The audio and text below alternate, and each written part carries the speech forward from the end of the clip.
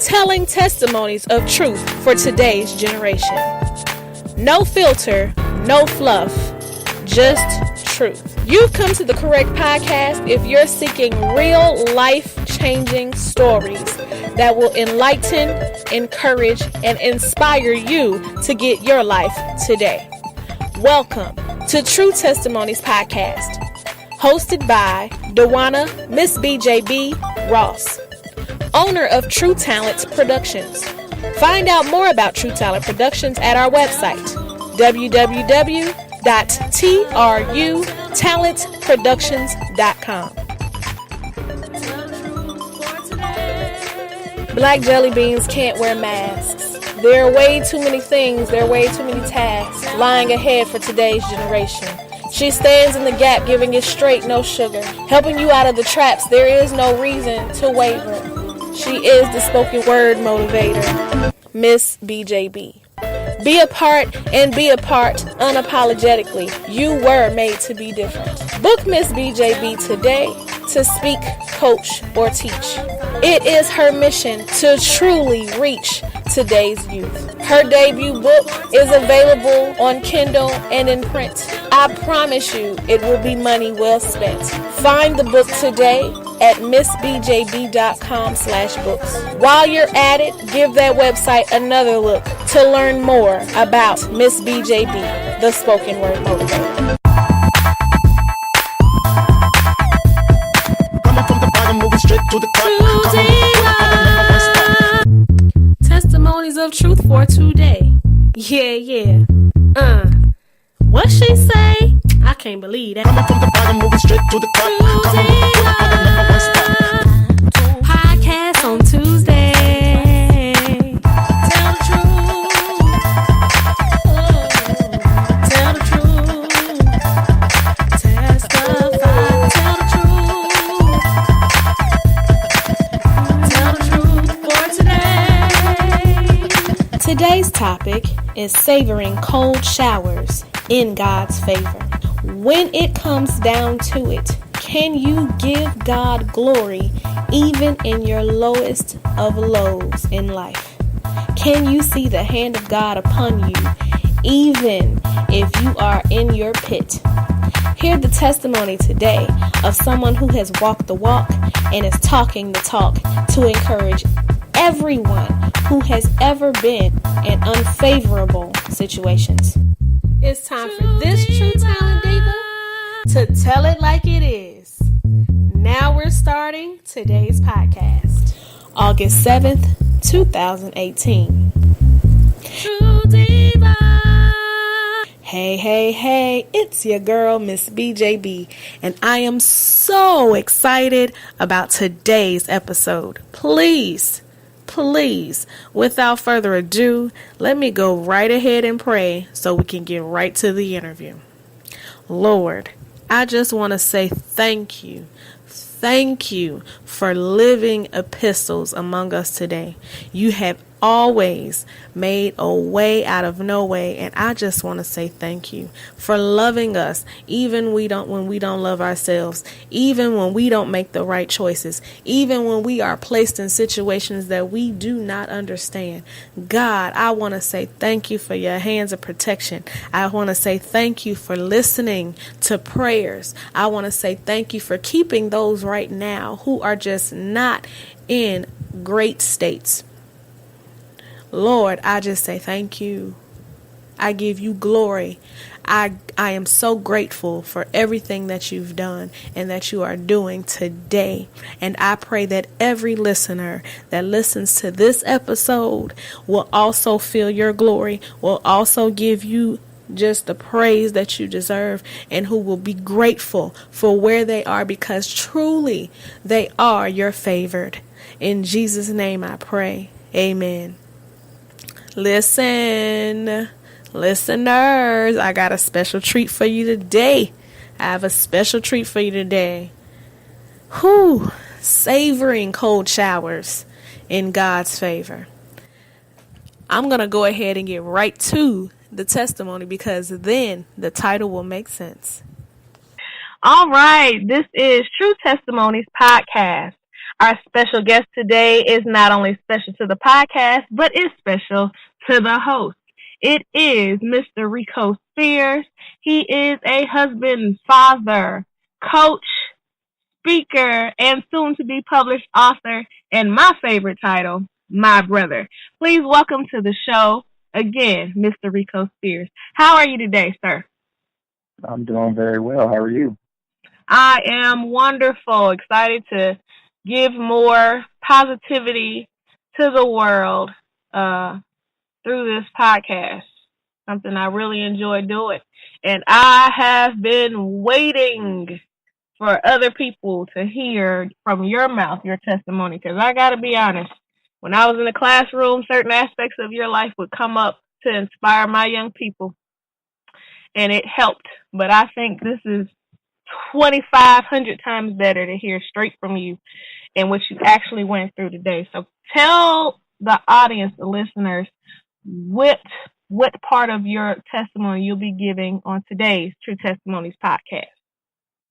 The part of my testimony that I want to share is my experience and my time out on the streets while I was homeless.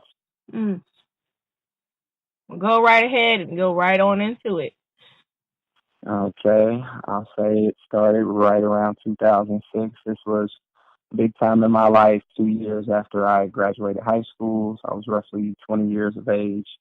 I had two jobs. I was working out at the airport third shift and at an architecture firm.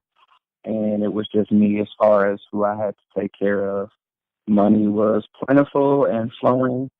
I had a couple of vehicles, and I basically discredited or disengaged myself from God. I decided to more so live the way I wanted to and stop going to church, stop paying my tithes, and hung out with my friends and basically went and came and gone as I pleased.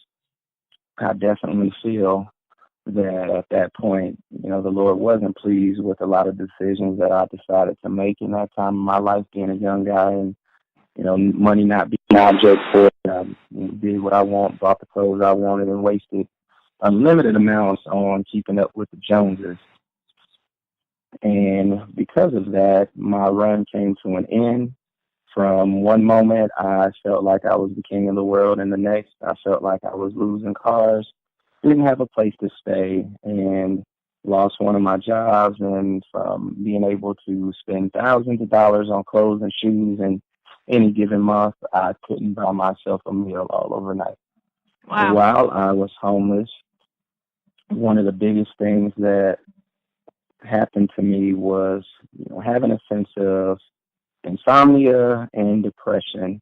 I rarely slept. When I did go to sleep, I would sleep on abandoned parks, behind tennis courts, behind trash cans, just to try to keep myself warm. I slept in the rain many a times, and I felt like that was the point in my life to where I couldn't cry no more. So the rain came just to wash away the dried up stains of tears on my face. And I wind up trying to figure out what I could do, since I felt jobs weren't, an option at the time because I didn't have any stability.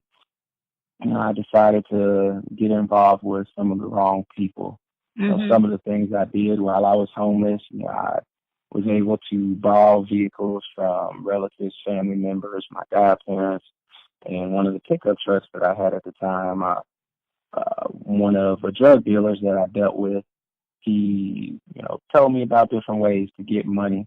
And one of the decent ways I did so was going up and down train tracks for hours upon hours at a time, abandoned train tracks, and picked up the scrap metal, broken pieces of tracks, and loaded up a pickup truck, hundreds of pounds, maybe close to 1,000 pounds of metal, just laying around the city.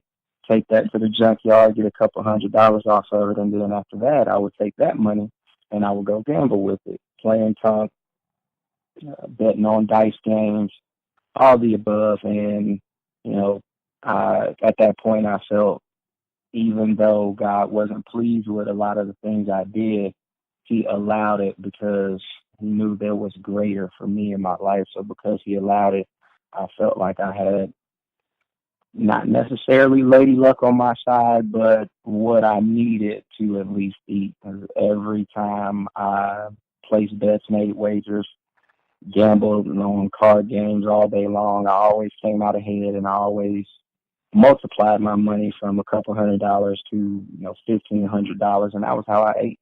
Mm. That was how I ate out on the street, and still didn't have a vehicle. So getting around the city was tough for me. I would get calls. I had a little Virgin mobile phone. I was able to keep minutes on it every month, and people who had dealt with me in the past, whether I cut grass for them, did some landscaping work, whatever the case may be, still would call me from time to time about things. So I literally would walk from downtown Dayton to Jefferson Township, or from one end of Dayton to the other, spend 4 or 5 hours of my day walking just to go make $30 to $40 to cut somebody's grass. Because when you have nothing, there's no dollar that you won't accept, especially if it's not a handout. My pride wouldn't allow me to ask for help from anybody, but at the same time, being a man, at the end of the day, just because you have nothing is not an excuse to go still stay in nothing. I had to do something for myself, and that was really what I did, and spent most of my days just trying to find different ways to get a dollar in my pocket to continue to eat. I didn't get a chance to shower all the time, but when I was around friends or around buddies I gambled with, I would shower at their houses. Just going a few days or a week without being able to wash yourself. That's definitely one of the most humbling things that you'll ever go through. And I'll never forget one of the friends that I had in the wintertime. His mom, she didn't keep up with her bills often, so I asked him could I take a shower there. He was cool with it, but they didn't have hot water. So taking cold showers, I learned to love them. And the point of the year that we're at now, to where it's 90 degrees and the humidity is through the roof and it's not even summer yet, that's something that I explain to my kids. Like, I love cold showers, especially this time of the year, because it's so soothing.